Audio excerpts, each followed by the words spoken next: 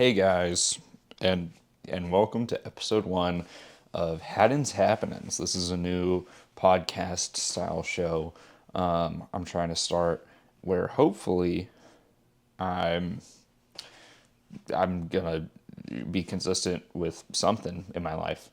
So this show, and by the way, starting off, apologies if the audio is bad, if the lighting's a little bad, everything like that. But I got some things for you guys to go over real quick. What this show is going to be is just me sharing my opinion about some things that are going on in the world, some things that are going on with me, sharing some projects I'm working on, a bunch of stuff like that. Just fun shit, basically. If you don't know me, my name is Haddon Britt. I'm currently an actor and student at the University of Texas at Austin. And I love art, I love our world, and I love people. Let's get into it. I'm going to date mark every episode of this just so that y'all know the context when I'm talking about like the news and like what's going on in the world and stuff like that. So today is October 27th. Just so y'all know. Anyways, into the first segment. What's up with me? Um, I mean a lot as always. I would love to play the new Pokemon game that came out like a week ago because I just got it for my birthday. Because I didn't even know it came out this soon. I thought it was coming out for Christmas. I'd love to play it, but I don't really have much time, to be honest. And I mean, I could make time for it instead of this, but I'd rather do this. And I love Pokemon. Come on now. I'm in a IM team for basketball here at UT. We've lost both of our games, but I mean, we're still good hoopers. It's fun. Good guys. We're loving it. I'm always writing something, so I'm writing a play right now. I'll give y'all more information on that when it's something tangible. Same with a short film that I wrote over the summer. Halloween's about to happen. I don't drink or smoke weed, so it's not really my favorite holiday anymore. But I'm looking forward to new things in the future. That's what's up with me. And then what I am into right now. So, I mean, obviously, always one of the answers is going to be music. I'm so into music, always. I listened to Khalid's new album. It gave Destin Conrad vibes to me a little bit. I listened to St. Paul and the Broken Bones album. That was fun. Party of Two, America's Next Top Party. That was heat, dude. The lyricism, the storytelling. It was the beats were like it was just all incredible, and they had like a song called Friendly Fire where it's a duo and they dissed each other on it like back and forth, and like the level of connection and chemistry you have to have for that is just insane. And I loved that album. That album was great. What else am I into? Watching some movies. I saw Sunset Boulevard. That was cool. But we'll get more into art and stuff right now, actually, because that's pretty much all I'm into. I watched Sunset Boulevard for the first time. That was pretty good. Not my favorite older movie, and I do like some older movies. Like Ikaru is incredible. It's a Kurosawa film. And then as far as the arts go in our world as a whole, I'm just excited, dude. UT is about to put on its production of Cabaret. Hopefully, this is out before it's over, so you can go see it, get a ticket. It's going to be incredible. I'm the assistant supervising electrician for the show. It's going to be awesome, man. It's going to be great. I'm hoping to be a part of more things as time goes on. So I'm gonna film some self tapes with this here camera pretty soon and start auditioning for bigger things, bigger and better. That's my world of the arts, and then in general, I mean, so many good movies are coming out. I think Frankenstein just came out on Netflix, or is about to come out on Netflix. Excuse me, the Guillermo del Toro film. I still haven't seen One Battle After Another, which I know I need to. I just haven't had time. Warfare, or not Warfare. Civil War was good. Mickey 17 was good. Saw those recently. Even the new Naked Gun, like it was fun. It was very 2000s comedy, which makes sense considering the Lonely Island people made that. I believe it was Yorma Tacone directed it and wrote it. Love those guys. They're hilarious. And I mean, music is also art. I just go listen to music, man. If y'all ever need recs, comment down below. I got you. Go look at my Haddon's week in review music videos, month in review music videos, whatever it is, and go listen to new artists that you've never heard of because they're good. I promise you, at least some of them are good. Now moving on past the arts, and this may not be as long of a video as I thought it was, because yapping by myself without a script is, it's yapping. I put sports question mark. Let me know if you guys are messing with the sports segment or if you're not. If you didn't know, I am a Dallas native. Dallas Cowboys and Dallas Mavericks are my two teams in the NBA and NFL respectively. I have some teams that I'm like supposed to support in other things like Red Sox or MLB, but it's not super my thing. It's mostly basketball and football. And so in college football, UT just got a big win over Mississippi State. Arch showed a lot of poise in that comeback that I think we were missing from him. I think that's a lot of what we needed. Obviously, those hits to our secondary that happened over the offseason with Jahdae Barron getting drafted is rough, and we're feeling them. But still, it is what it is, and we're moving forward. If we win out, maybe we can make the playoffs. That'd be crazy, but cool. For the Dallas Cowboys, until Jerry Jones either steps down or, God forbid, something happens, it's gonna be rough. You know, I mean, Dak was playing at an MVP level, and then the Denver Broncos, with one of the best secondaries in the league, just held us down, man. We still scored 22, but they scored 44 because we have the worst defense of all time. Because our defensive coordinator makes our DBs and linebackers look like they're a bunch of pebbles out there trying to guard moving humans. And that doesn't work. I don't know if you could put those two and two together. For the Mavericks, I mean, I watched the Wizards game back home with my dad, and Keyshawn George, we were just leaving him wide open. Everyone looked defeated after the first quarter. The energy was low, and then Coop started going on that run, and people started getting the energy back, and that's what I want to see more of. And I think that's what happened in the Raptors game. I believe it was last night, and he kind of just fired up the engine for everyone. Obviously, you have AD with whatever it was, like 3 blocks and 2 steals or something crazy like that, and 25 points on incredible efficiency, 13 or 14 boards if I'm remembering correctly. Like, it was obviously a team effort, and a lot of people had to do well for us to win that. But Coop is seeming to be the engine as far as the energy goes for this team, because if we get down early, we're looking sorry as hell, man. So I'm looking forward to the season, but I don't see them making it out of the play-in. Right, not out of. I don't see them making it out of the play-in. I don't see them making it to a seeding that is out of the play-in throughout the year. I know it's early, 3 games, but still, that's just my very, very way too early prediction. All right, now after sports, we have American news. I just made a TikTok and Instagram reel about this.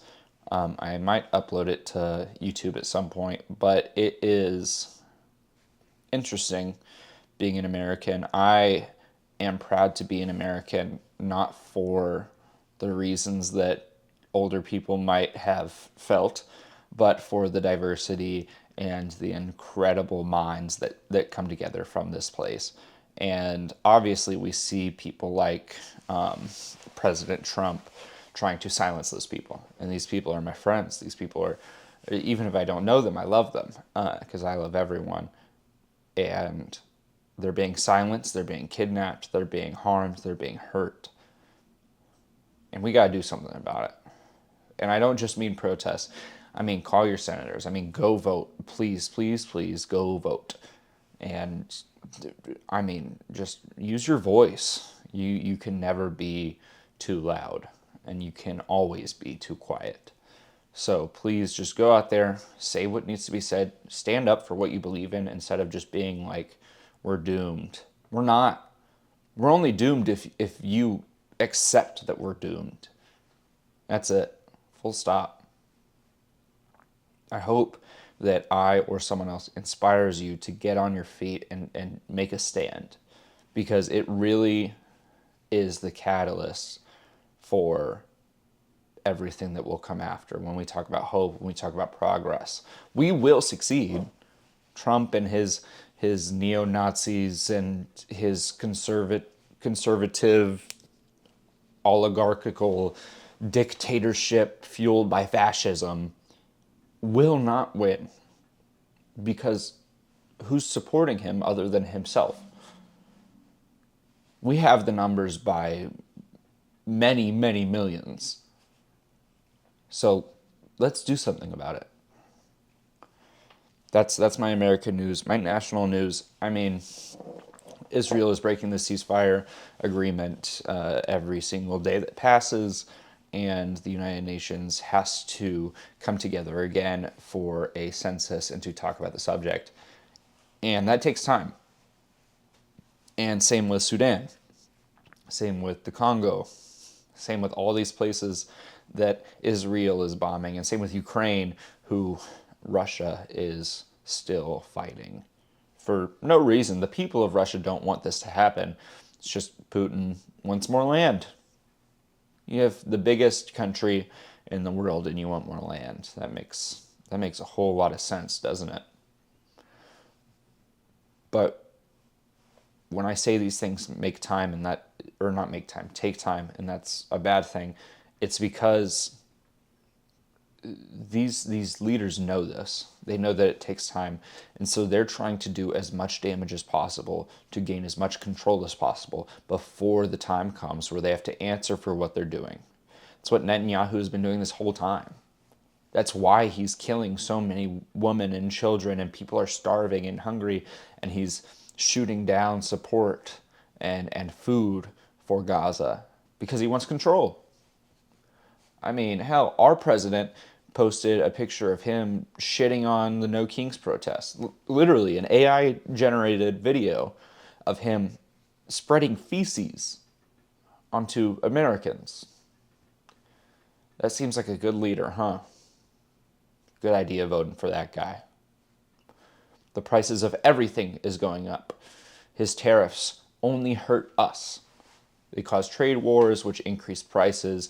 They increase prices to pay for the tax that we're imposing on them, which then makes us pay double or triple the amount we would have before the tariffs. And that causes a trade war where we then tariff them more, and then they raise their prices more, and then we can't afford anything. That was his idea. That was Trump's idea. The Senate is shut down right now. The government is shut down because the Senate couldn't reach an accords on the new budgeting bill. The reason being, the Republicans are trying to raise healthcare premiums by a lot.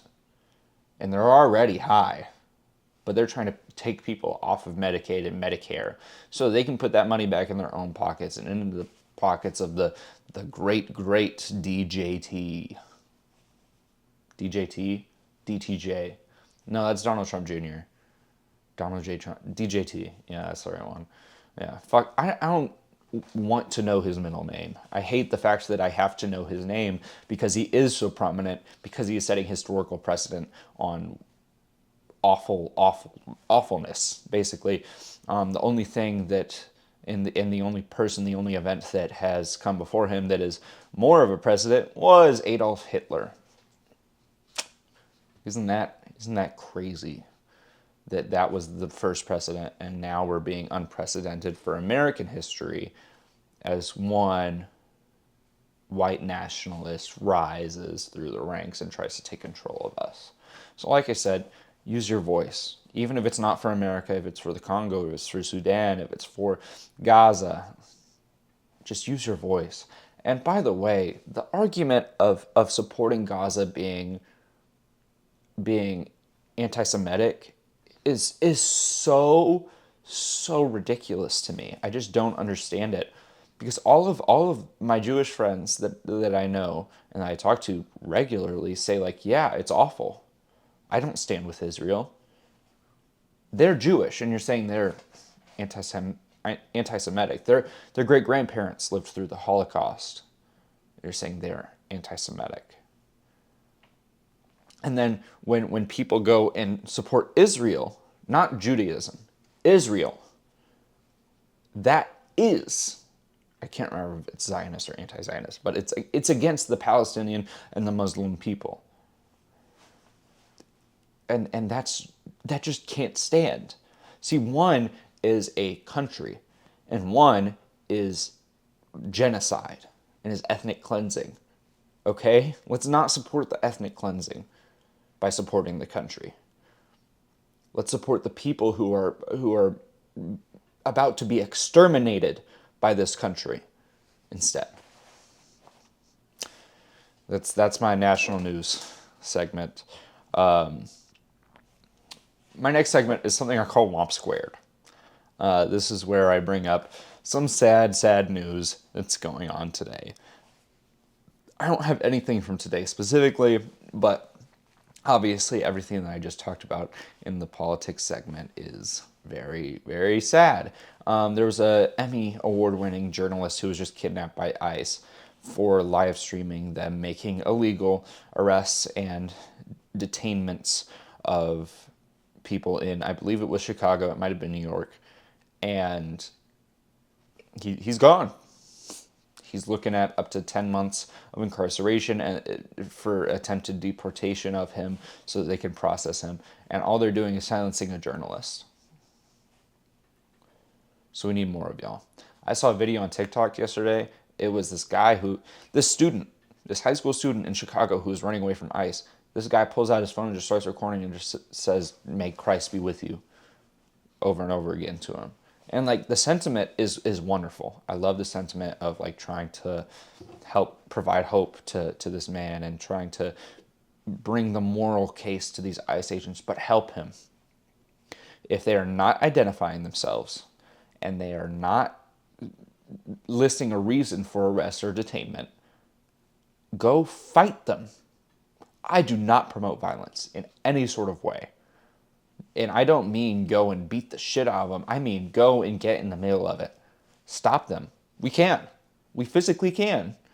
Now, obviously, protect yourself first and above all. But recording them on your phone isn't going to do anything. It may get you some clicks.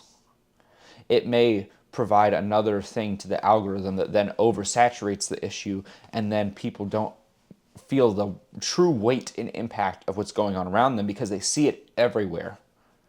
People are getting tired of seeing ICE agents masked and coming and kidnapping people. And that's not okay. That's not good.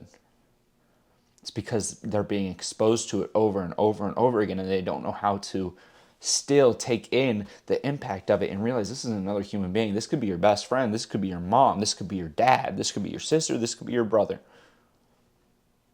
But they've been exposed to it so much on social media that they don't understand the gravity of the situation. That's where we come in. We explain. We keep advocating. If we see something, we do something. Then we say something. Please, please, please keep your eyes open and keep looking out for you, yourself, and others. Love everyone, please. It's not hard. It's so undifficult to love everyone. And it is so difficult to hate anyone. It's so difficult. It hurts your mood. It hurts your way of thinking. I mean, like, my sister is trans, and I love her with my whole soul. And her chosen name is lovely, and I love it, and I think it fits her. Maybe better than her dead name. I think for sure better than her dead name if it makes her more comfortable. And it's easy for me to do. It's just changing one word in my vocabulary. And it makes her feel herself. But I have people that I know, in my family or otherwise, who wouldn't call her her chosen name. They refuse. And I don't get that. I'll never get that. Because it takes minimum effort for me to make sure this person feels loved and feels seen and gets to be who they are. Meanwhile, if I were to use their dead name, that's so much effort. That's so much resistance for what? To make someone else feel like shit? What does it matter if someone's trans, gay, straight, lesbian, genderqueer, non-binary. It doesn't matter. Bisexual, pansexual. It doesn't matter. Polyamorous, monogamous. Their life is their life to live. Why would you not want them to go live their life the way they want to live it?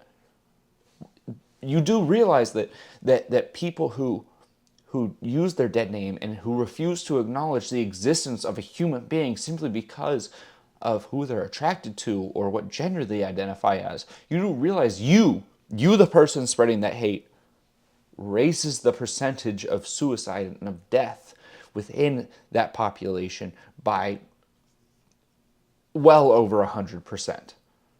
Right? You do realize you are either inadvertently or purposefully, for the few who do have malicious intent, causing the deaths of these people. The way you voted is causing the deaths of these people because they feel like they can't exist. I just need that to sink in for a second. Love everyone. It's so easy. The color of their skin means nothing. It holds weight, it holds history, and we need to acknowledge that. Don't be blind to color, but it doesn't mean they are less than. How on earth would it mean they are less than? I don't know about you, but I know about 5,000 times more black men than white men who are good at basketball. Like, how are they less than us? And I'm using that as a hyperbolic, comedic analogy for the situation. And it's stereotypical, I know that. How can someone be less than based on the color of their skin? Historically, and please fact check me if I'm wrong, I'm pretty sure white people have been sick at a higher rate than any other race. I don't know about you, but I see a lot more white people getting sunburned than anyone else. It seems like we're feeble in comparison as white people. So how would someone else be inferior? Oh wait, that's what it's from. It's from an insecurity that we are lesser than. Therefore, we project and make someone else feel lesser than. Let's stop that. How about that? It's really, really hard to try and convince someone else they're worse than us, huh? So stop. Accept that everyone is equal and that we all love each other and that we all deserve to be here and we all deserve to fight and we all deserve to do what we love and we all deserve a house and a home and food and health care. The money we just gave to Argentina could have solved the homelessness crisis, the hunger crisis, and paid for health care for all in America. Full stop. That $40 billion, it could have done it. It could have covered that for us. Let that sink in. I say all this tangent to say, just if you are one of those people who is feeling hate, or you know someone who is feeling that hate, talk to them, please. Explain it to them like this. Okay? Just love people. Golly.